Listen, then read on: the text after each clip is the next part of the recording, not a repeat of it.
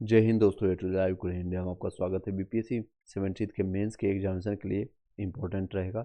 अगर ये एग्जामिनेशन होता है तो उसके लिए भी आपका हेल्पफुल रहेगा, आपका ये हेल्पफुल वीडियो रहेगा। पेपर 1 और पेपर 2 जीएस पेपर 1 और 2 और निबंध से संबंधित हम क्वेश्चन आंसर करवा रहे हैं। 69th में अभी तक के जितने भी क्वेश्चन पूछे गए उसका हम क्वेश्चन विद मॉडल आंसर के साथ हम इसका एक्सप्लेनेशन के देखने जाते हैं। कट ऑफ के बारे में ऑलरेडी मैंने चर्चा किया था, इसको आप देख सकते हैं शॉर्ट फॉर्मेट में। अगर इसके आसपास में नंबर बन रहा है, 2-4 नंबर कम भी है, तो आप मेंस के प्रिपरेशन में लग सकते हैं।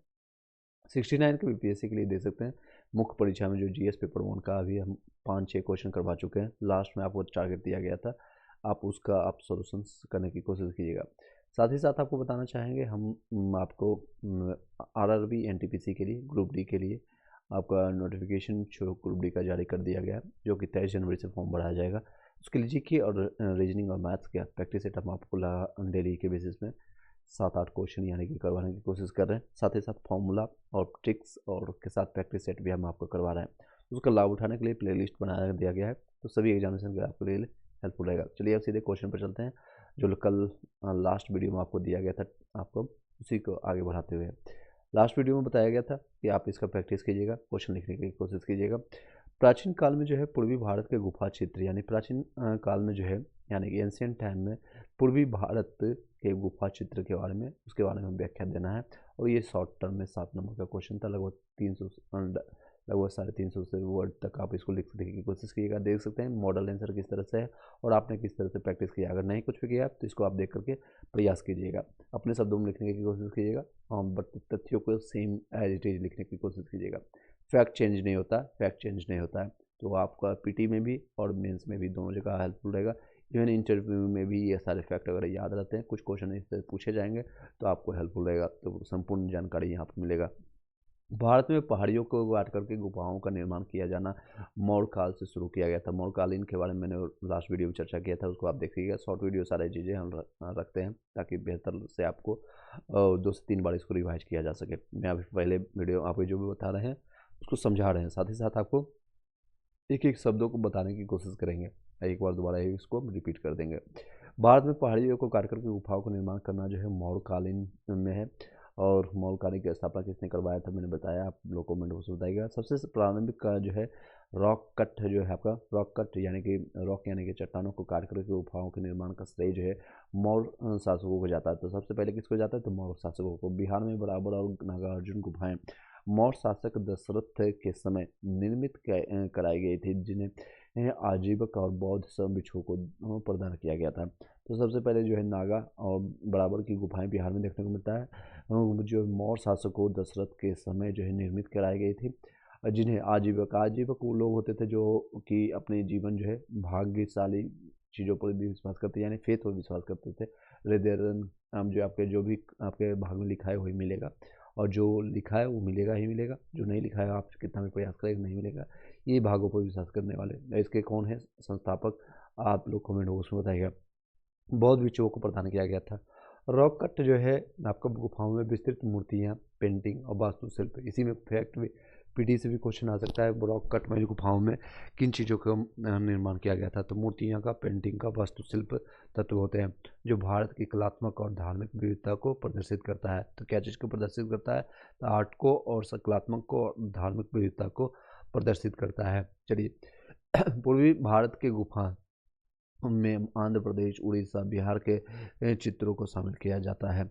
पूर्वी जो है भारत में ईस्टर्न आपको इंडिया में देखेंगे तो गुफाओं में आंध्र प्रदेश यानी कि आंध्र प्रदेश का और उड़ीसा, बिहार के गुफाओं को शामिल किया जाता है।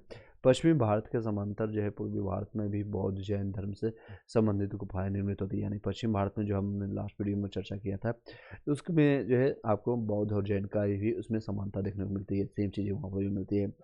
आंध्र प्रदेश में गुट्टुपल्ली में बौद्ध गुफाएं स्थित है। आंध्र प्रदेश में कहाँ पर था, गुट्टुपल्ली में बौद्ध गुफाएं स्थित है, जिनमें स्तूप और बिहार एवं चैत्यों का निर्माण किया गया है।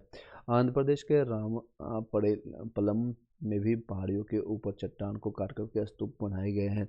यह सबसे बड़ा स्तूप माना जाता है। सबसे बड़ा स्तूप कहाँ पर माना जाता है, तो आंध्र प्रदेश के राम पड़े पलम में की गुफाओं में। पूर्वी भारत जो है राज्य उड़ीसा में भी प्राचीन गुफाएं मिली हैं जो पहाड़ियों को काट करके बनाई गई है।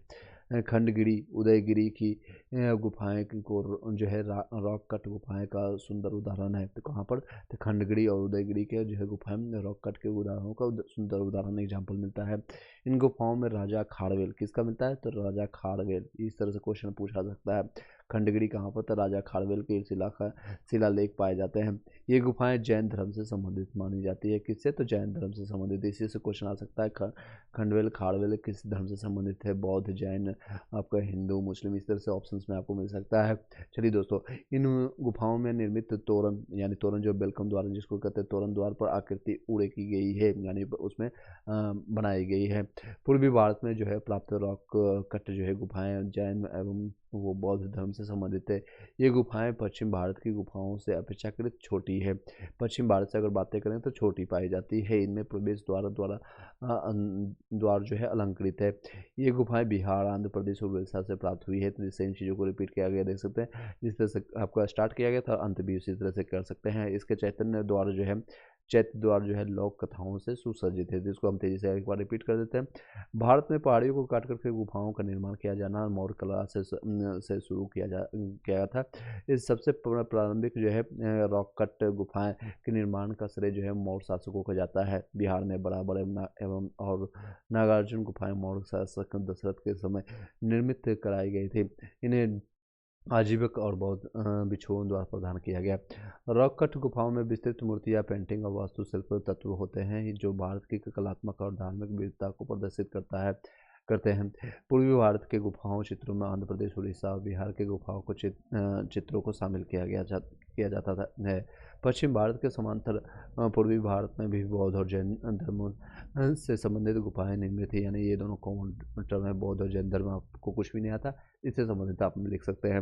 आंध्र प्रदेश में गुट्टुपल्ली में बौद्ध गुफाएं स्थित है जिनमें स्तूप, विहार एवं चैत्यों का निर्माण किया गया।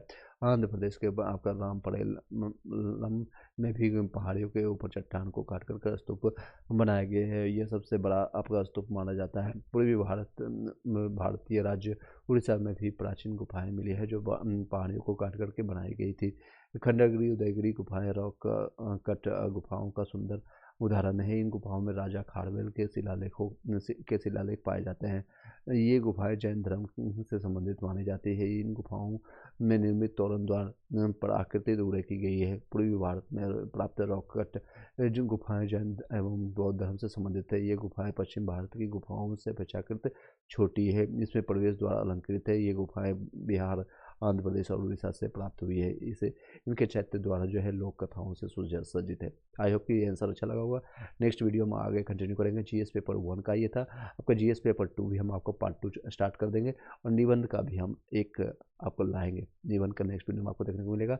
10 से 15 मिनट का छोटा छोटा वीडियो ला करके आपको सारी चीज़ें हम आपको एक माइंड से गुजारना चाहते हैं ताकि आपको ये डर नहीं खत्म हो जाए कि आपको मेंस में लिखने में किस तरह से लिखा जाए, कैसे क्या होगा। प्रैक्टिस तो आपके लिए मेहनत किया जा रहा है, तो इसको आप उसका लाभ उठाइए। Thank you so much, have a nice day. अगर कोई डाउट है, कोई क्वेश्चन रहता है तो कमेंट बॉक्स में अपना विचार प्रकट कर सकते हैं। Have a nice day.